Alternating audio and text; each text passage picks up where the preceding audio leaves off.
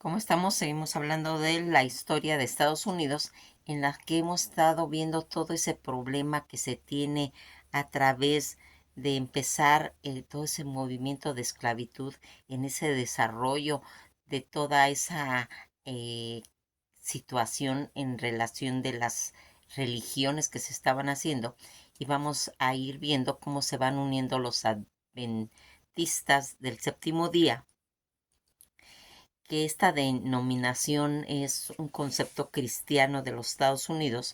La Iglesia Adventista del Séptimo Día, en la que pues ellos apoyaban los derechos de todas las personas sin importar pues su país de origen, esa relación de igualdad y derechos prevista en lo que estaba la Constitución de Estados Unidos, y el trato justo con las gente inmigrante y todos los refugiados de los países que se estaban haciendo, en lo que aquí venía pues a tener toda esta relación con tanto con los mormones,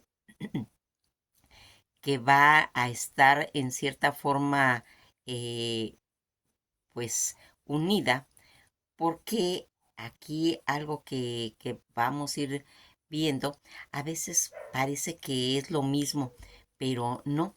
La mayoría de los mormones en Estados Unidos, que en toda esa situación que vivían en lo que era pues el oeste del país, especialmente en Utah, en California, en Idaho, en Nevada, Oregón y Arizona, todo ese conglomerado de regiones va a estar en cierta forma, pues esa situación de los pioneros en los que van a ser los mormones.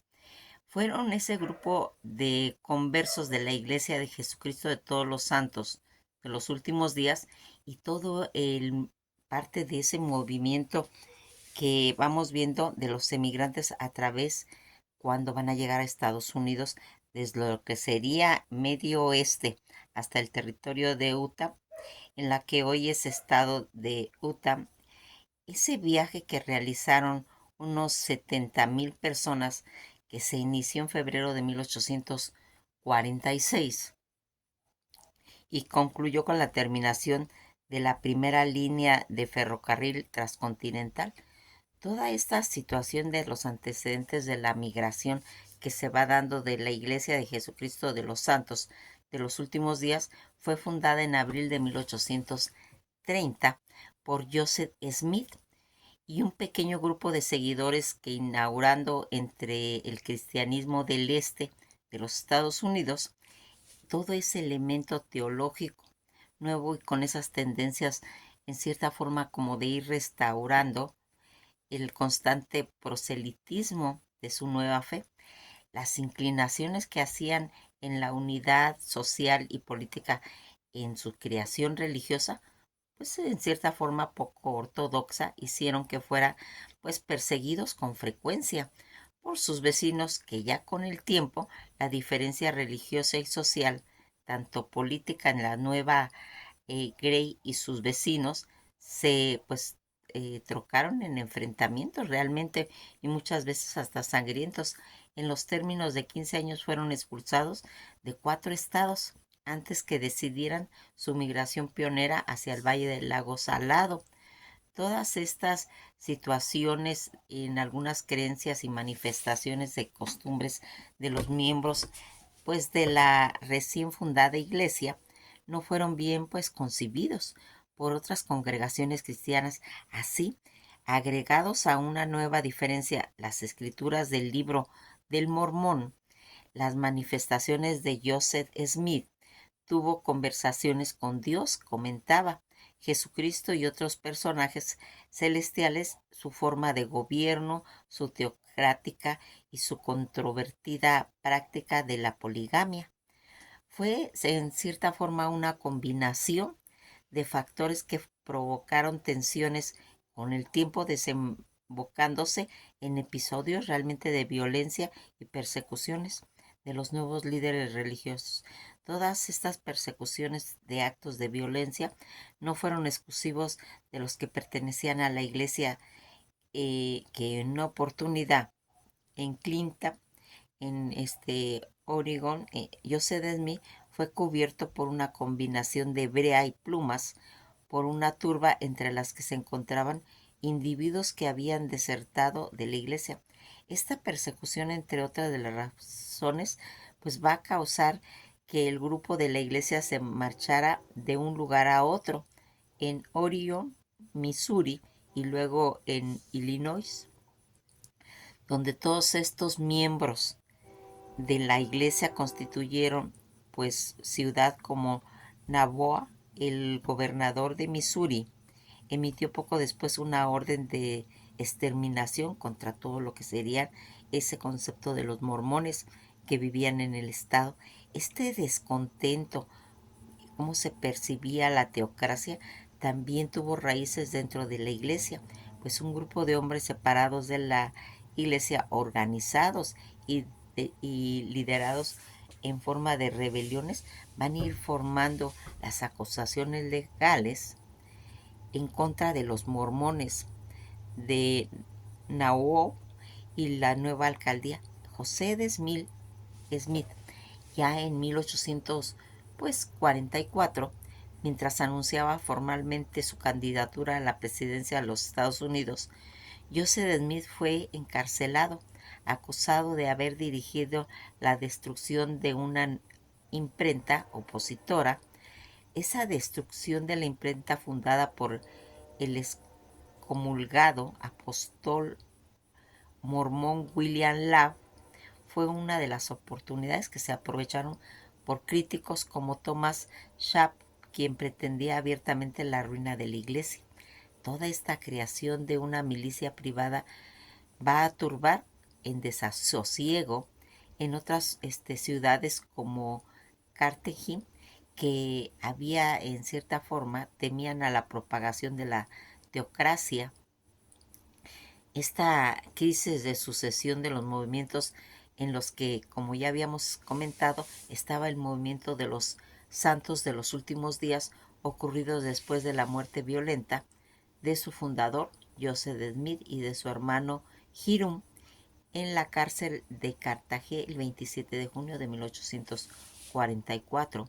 Toda esta situación en la que vamos a irnos dando cuenta cómo se van a ir metiendo situaciones tanto pues las que iban haciendo esos cambios tanto en ideologías como también en conflictos internos en los que vamos a ir viendo cómo los cuáqueros, esos miembros de esa sociedad religiosa de los amigos, también conocida como los cuáqueros, son esa comunidad religiosa que en sus orígenes cristianos eran protestantes, quienes enfatizaban pues en cierta forma una guía de Espíritu Santo, rechazaban todos los ritos extremos y los misterios ordenados. Todo lo que va haciendo esa sociedad religiosa de los amigos fue fundada ya desde Inglaterra por George Fox en el siglo XVII. Las creencias de los cuáqueros, que creen en la luz interior, que según ellos reside en cada persona y la guían hacia la verdad y hacia la justicia. Su práctica se distingue por su adoración silenciosa y su compromiso con la paz y la justicia social. Sus organizaciones, que no tienen jerarquías eclesiásticas ni rituales formales, sino que se reúnen en silencio, expectantes para pues esperar la guía del Espíritu Santo.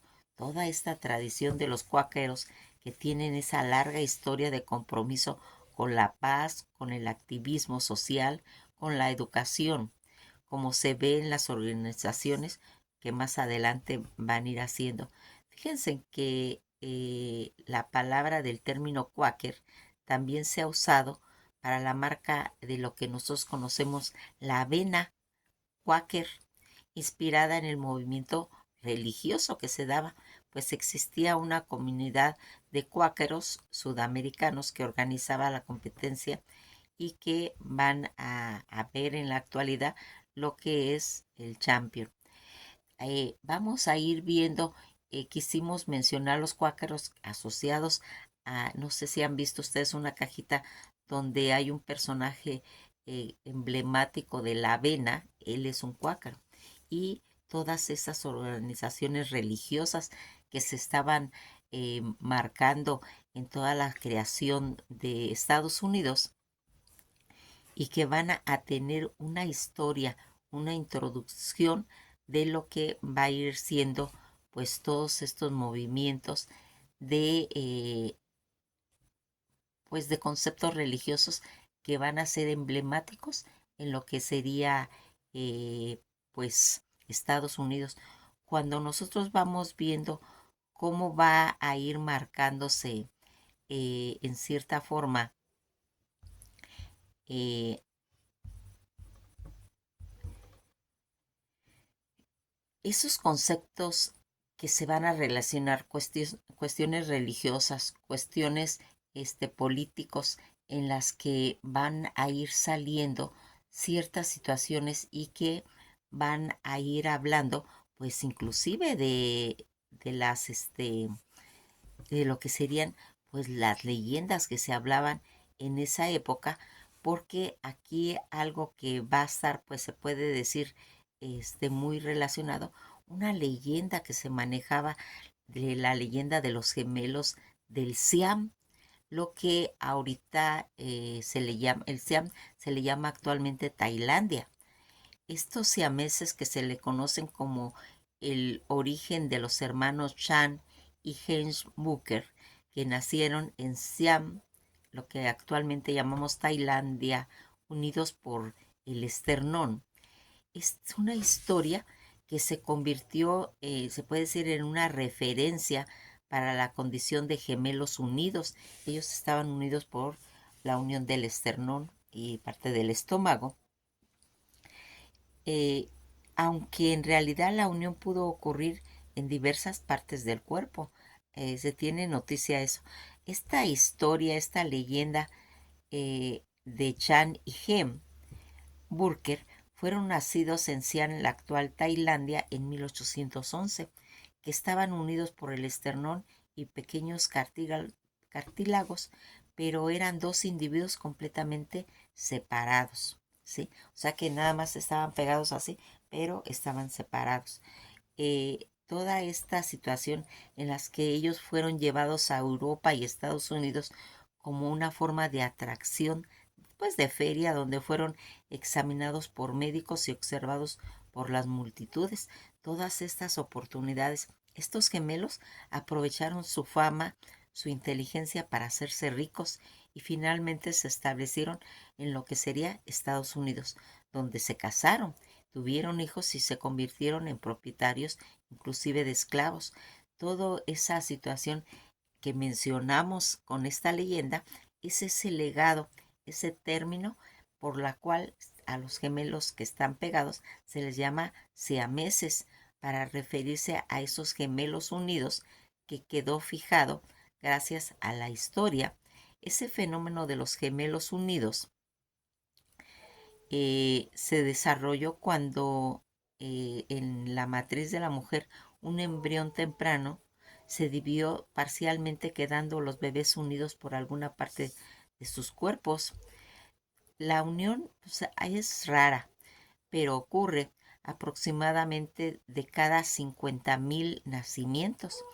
Las posibilidades de la separación, pues en algunos casos la separación es posible y gracias pues a la tecnología médica actual, aunque depende mucho de la complejidad pues de esa unión que tengan ellos.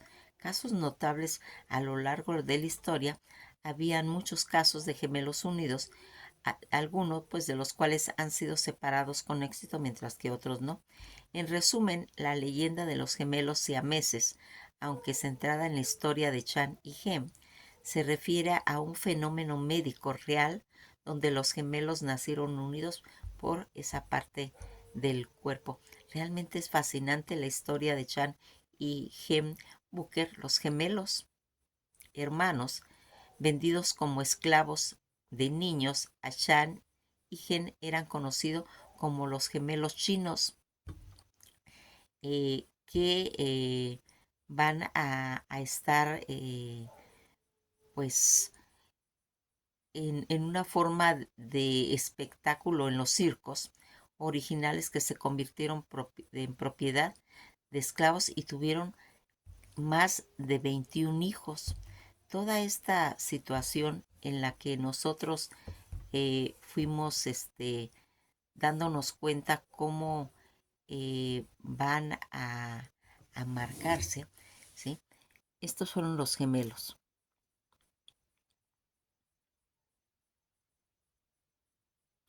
Cuando esta referencia que tenemos de esta leyenda, la palabra en la actualidad siameses, pues para referirnos a aquellos gemelos cuyos cuerpos siguen unidos después de sus nacimientos, pero pocas personas saben que el término proviene de una pareja de hermanos excepcionales que vivieron en el siglo XIX en los Estados Unidos, que es la leyenda que ahora contamos. Estos hermanos que nacieron en 1811 en Siam, lo que ahora se conoce como Tailandia, hijos de padres chinos. Se trata de Chan y Gen Booker, quienes vinieron al mundo unidos por el esternón. Ellos no fueron los primeros hermanos unidos que se conocen, pues anteriormente hubo casos bastante conocidos en la historia. Se dice en el BBC Mundo, Yud Wong, autor de un libro Inseparables, que habla de los gemelos siameses originales y que se encuentran en la historia de los Estados Unidos por esa situación, y que vamos viendo cómo al ser vendidos como esclavos eran conocidos como los gemelos chinos por sus vecinos Siam. Cuando eran apenas casi unos adolescentes, un capitán de un barco estadounidense los descubrió nadando en el río y decidió llevarlos a Estados Unidos. Fueron prácticamente vendidos por su madre, explica Wong, y cuando llegaron a los Estados Unidos les pusieron encima del escenario y los exhibieron como si fueran, se puede decir que monstruos. Como explica Wong, la América del siglo XIX era un lugar muy puritano y aburrido, y los espectáculos de esas variedades eran como una de las principales formas, pues se puede decir que de entretenimiento en aquella época. Los propietarios decidieron comercializarles como gemelos siameses por ser de Siam, y así fue como este término que acabó convirtiéndose en su marca. Les trataban como esclavos, aunque técnicamente no eran esclavos, ya que habían firmado un contrato de 5 años, explicaba el autor. La audiencia les pedía que se quitasen la ropa para verificar que no había truco. Los doctores les examinaban sobre el escenario. Nadie trataba como si fueran, pues, ellos seres humanos. Libertad y dinero que a los 21 años Chan y Hem alcanzaron a la edad adulta ya en los Estados Unidos, en vez de bajarse de los escenarios, decidieron ellos seguir exhibiéndose ante el público. Tanto Chan y Hem eran personas pues muy inteligentes, que ahí viene esa fascinación por ellos, explica Wong. Siguieron exponiéndose ante el público estadounidense, que les veía como infrahumanos, pero esta vez ellos se quedaron con todo el dinero. Fueron de escenario en escenario durante 7 años e hicieron mucho dinero y luego se retiraron. Toda esta situación de Chan y Hem eligieron el estado de Carolina del Norte como un lugar ya de residencia. Compraron tierras y una casa, y un giro inesperado para dos personas que habían luchado tanto para ser considerados como humanos. Se convirtieron en propietarios de esclavos. Yun Wong intentaron explicar esta aparente contradicción que tenían Chan y Hem, que querían alejarse de las multitudes. Cuando se retiraron a Carolina del Norte, se convirtieron en sureños en todos los aspectos. Recuerden que en el sur de Estados Unidos estaba todo lo de la esclavitud, estaban las plantaciones. En 1832 no habían muchas emigraciones asiáticas, así que en cierta medida se mezclaron con la población pues blanca. Los sureños les veían como blancos honorarios, ya que eran famosos y pues tenían dinero. Así que se convirtieron en propietarios de esclavos, se casaron con dos mujeres blancas cuando llegó la guerra civil, mandaron a sus hijos a luchar contra los yanquis del norte. Tuvieron 21 hijos. Jan y Hen desafiaron los estándares de la época de dos maneras. Primero, consiguieron adquirir la ciudadanía estadounidense, normalmente reservada para los hombres blancos libres. Y segundo, se casaron con dos hermanas blancas en, en contraversión con las leyes antimestizaje del sur. Fueron, pues se puede decir, un gran escándalo, y los periódicos de la época dedicaron pues muchos titulares a esta unión. Esa dinámica de un matrimonio con hermanos siameses tampoco debía resultar pues sencilla. Los gemelos se adhirieron a una rutina muy estricta, compraron dos casas y una milla de distancia de una de la otra, una para la mujer de Chan y otra para la mujer de Hem, y acordaron que pasarían 3 días con cada una de ellas. Chan explicaba que los hermanos también tenían un acuerdo muy rigurosos a la hora pues de tener sus relaciones íntimas. Utilizaban las mismas técnicas de las hermanas siameses de Ingles Daisy y Violet Hilton, que vivieron también en el siglo XX. Una de estas hermanas terminó casándose, y según cuenta pues las memorias, cuando las hermanas casadas estaban con sus maridos, la otra hermana se apartaba mentalmente de la situación, leía algún libro o se echaba una siesta. Y esto fue lo que hicieron estos hermanos Chan y Hem. Estas situaciones que aparece como toda una leyenda, parece ser que este arreglo pues a ellos les funcionó, ya que los dos matrimonios produjeron un total de 21 hijos con las 3 décadas que estuvieron juntos. Chan tuvo 10 hijos y Hein 11, aunque parezca muchos, realmente no eran tan inusuales, pues para esos estándares de la época, sobre todo en Carolina del Norte, donde era normal que una pareja tuviera de 10 hijos, afirmaba según Juan.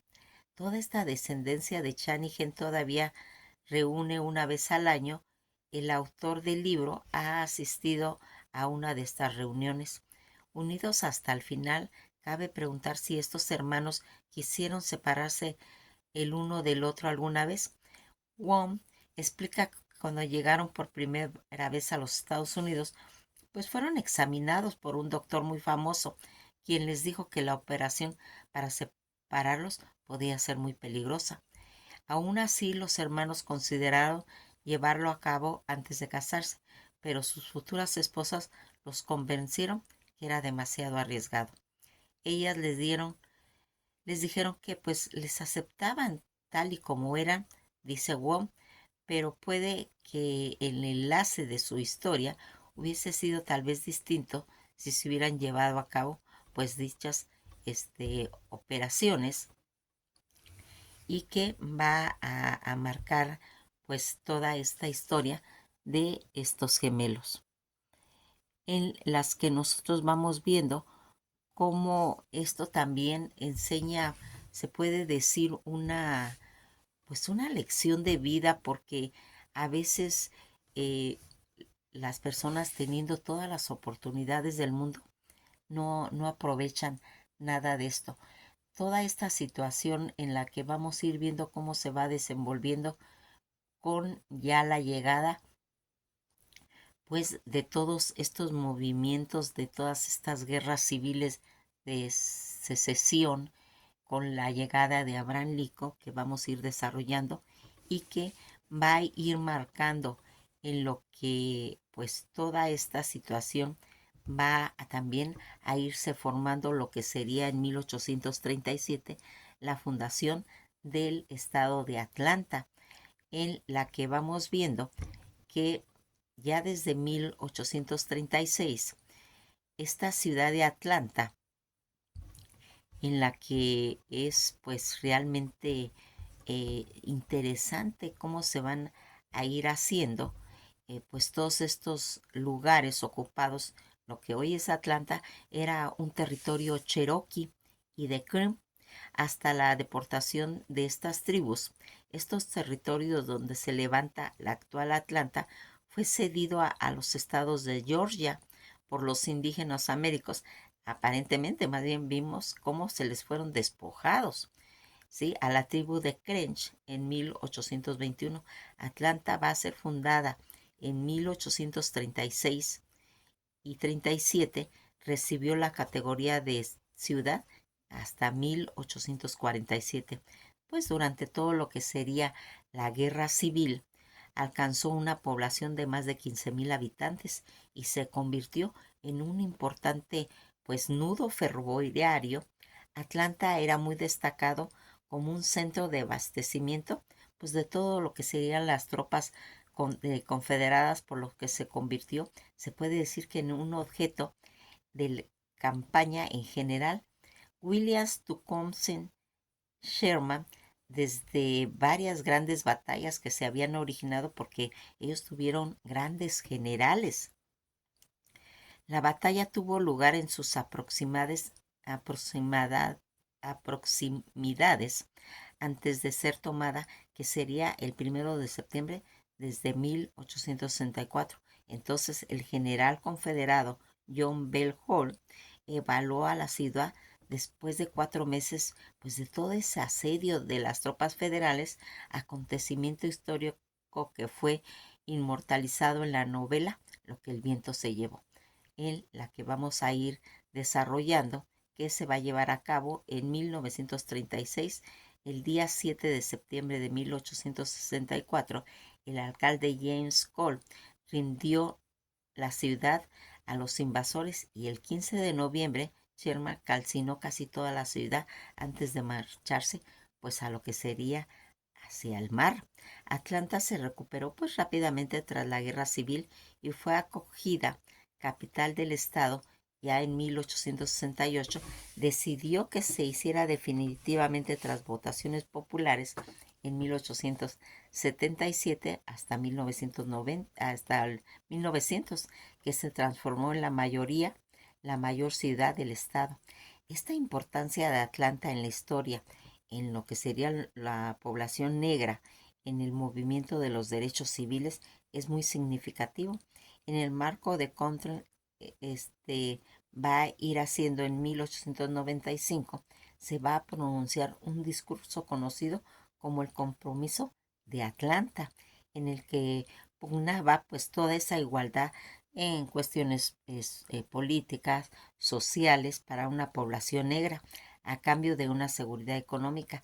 Todo lo que sería ya más adelante, en 1960, en la década, Atlanta fue el centro desde donde se impulsó todo ese movimiento de los derechos civiles para una población de color, pues en 1957 Martin Luther King y otros activistas de los derechos civiles fundaron lo que sería una situación que fortaleciera y difundiera todos los movimientos de conformidad racial, y que en 1962-69 se llevó a cabo la integración racial en la escuela de Atlanta de manera pacífica. En 1973, Atlanta se convirtió en la primera ciudad importante del sur de Estados Unidos de tener un alcalde negro, aunque la población del municipio de Atlanta ha descendido desde la década